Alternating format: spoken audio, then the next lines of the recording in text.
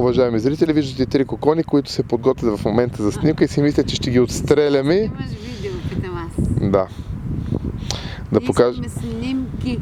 Искате снимки, но в момента взимаме интервю на фона на езерото, където другите патки са се скрили. Единствено вие сте тук и може да споделите впечатление от място, където се намираме. Докато го говорите, аз ще снимам обстановката около нас на фона на пистите, които са с много малко сняг, останало след топлото време, почти 15 градуса днес. Кажете, уважаеми, как се чувствате на 4 януари, деня, в който нашия домакин Сашо празнува своя рожден ден? Как се чувстваме? Чувстваме се, както и на 3 януари. Страхотно, на хубаво място. И малко леко прияли.